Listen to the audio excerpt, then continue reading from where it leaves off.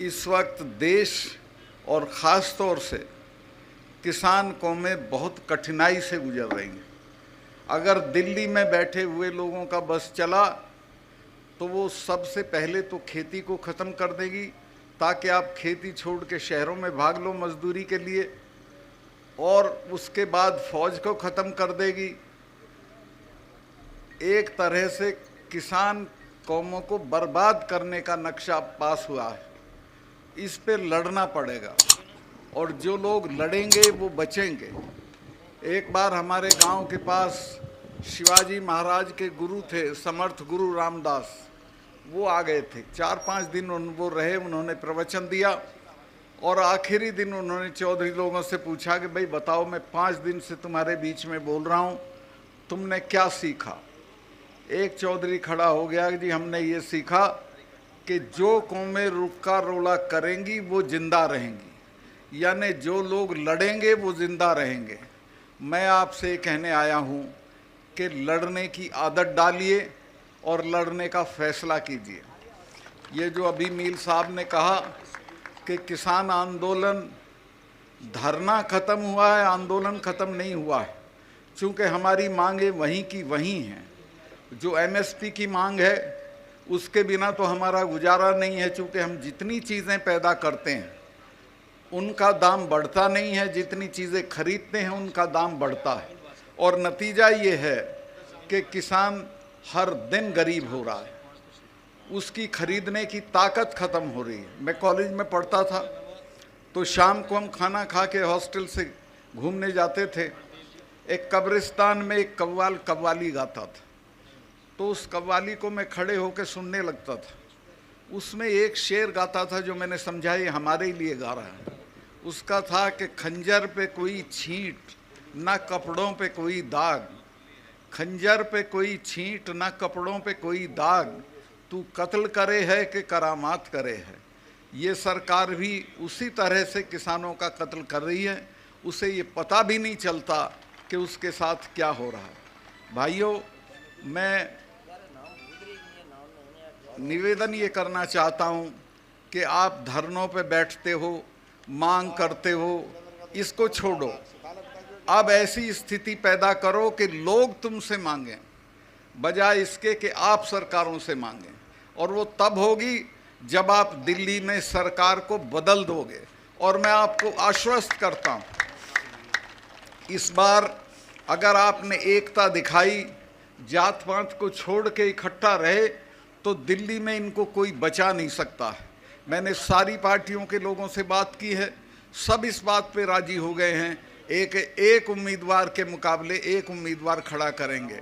अगर ऐसा हो गया तो ये दिल्ली में बचेंगे नहीं, और अगर ये बच गए तो एक बात समझ लो, फिर आप नहीं बचेंगे।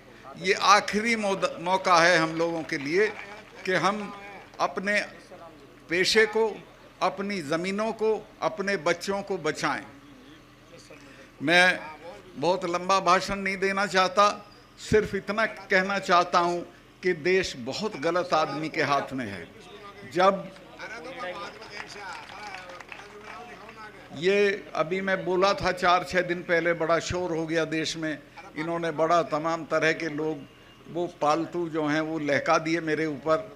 मैंने ये बताया था, जो सच था उसी वक्त बताया था जब मैं ये था गवर्नर था, कि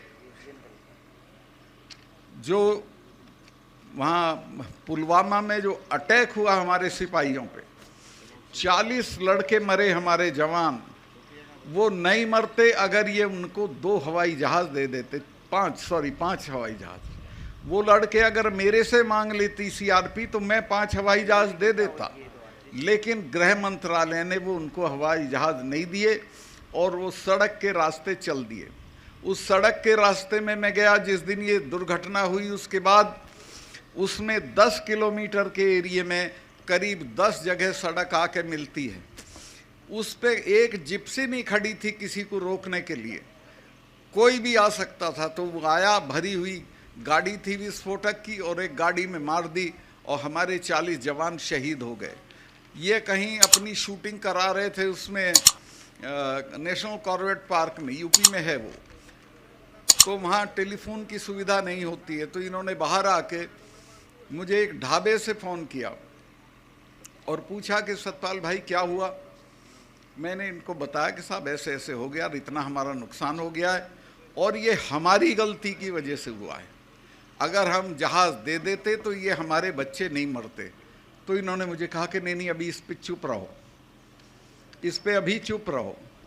जो नेशनल सिक्योरिटी एडवाइज़र है, जिसका नाम आपने सुना होगा, अजीत डोभाल, वो मेरा क्लास फेलो रहा, कानून की क्लास में हम साथ पढ़ते थे।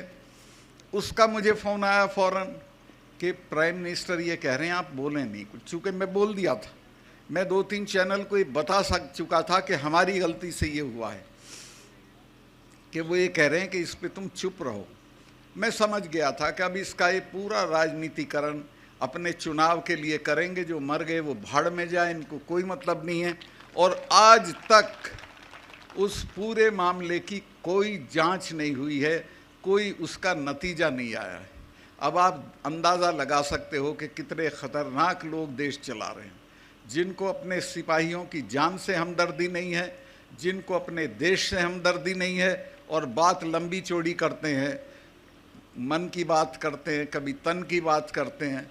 तो मैं आपसे ये कहना चाहता हूँ कि बहुत हो गया, अब संभल जाओ, और अब नहीं संभलोगे तो हमारी तो अब उम्र लंबी हो गई, चले जाएंगे, लेकिन आपकी पीढ़ियां याद करेंगी कि कभी आपने गलती की थी और एक ऐसी सरकार को बने रहने दिया था जिसने आपका सब बर्बाद कर दिया, खेती भी, फौज भी, नौकरियां भी। तो मैं आपसे, और मैं आऊँगा, इलेक्शन में भी आऊँगा, जो भी आपका आदमी लड़ेगा उसके लिए। मैं तो, मेरे पैर में बहुत तकलीफ़ है, लेकिन फिर भी मैं घूम रहा हूँ, महीने में कम से कम 10 पब्लिक मीटिंग करता हूँ, सब जगह जा रहा हूँ, सबसे बात कर रहा हूँ, और मुझे ये कामयाबी मिली है कि सब इसके लिए राज़ी हो गए हैं कि एक उम्मीदवार के मुकाबले एक उम्मीदवार खड़ा करेंगे। और अगर ये हो गया तो मैं आपको आश्वस्त कर दूं कि ये बचेंगे नहीं, इनकी शक्ल नहीं पहचानी जाएगी, ये जो आज इनका घमंड है ये सारा चूर चूर हो जाएगा। सब सहमत हो गए हैं, सारी पार्टियां सहमत हो गई। मैं बहुत लंबा भाषण कर दिया, भाई इतना ही कहना चाहता हूं कि ये मौके रोज़ नहीं मिलते हैं। ये मौका अभी फिर तो 5 साल को बाद जाएगी, और 5 साल में तो ये इतनी बर्बादी कर देगा कि आप अंदाज भी नहीं कर सकते। 5 साल में तो पता नहीं क्या क्या हो जाएगा।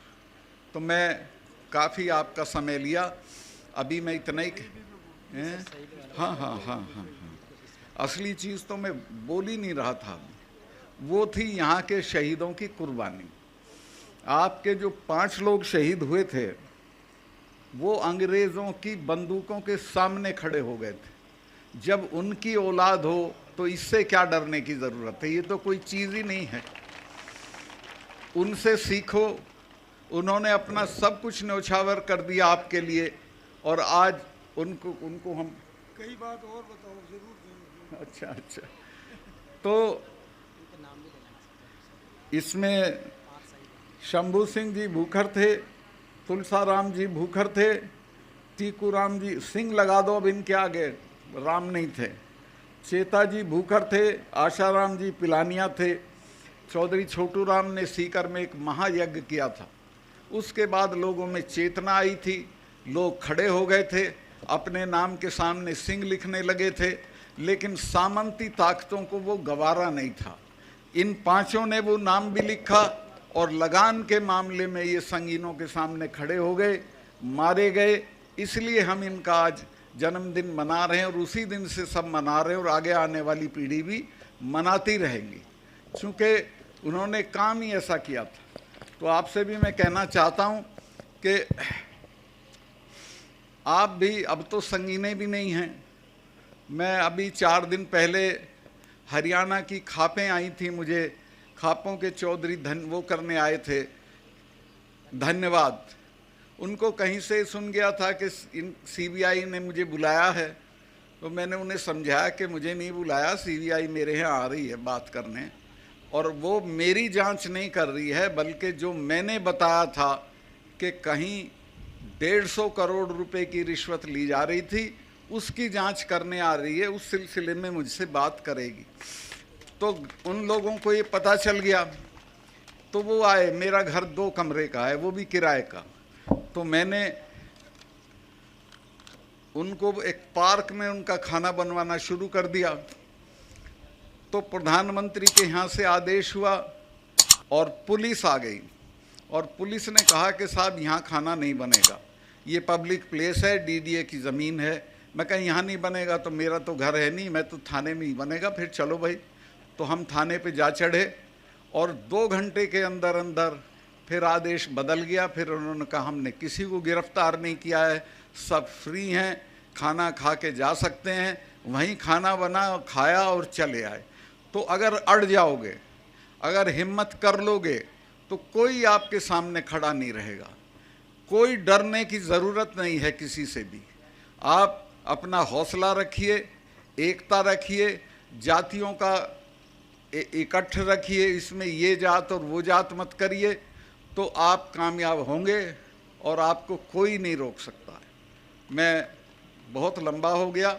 इसी के साथ मैं आपका आभार व्यक्त करता हूं कि इतनी गर्मी में भी आप आए। मुझे दिल्ली जाना है, कोई मीटिंग है शाम की, तो मैं अभी निकलूँगा और स्वामी जी महाराज के भजन से वंचित रहूँगा, उनसे माफ़ी मांग के जाऊँगा। बहुत बहुत धन्यवाद।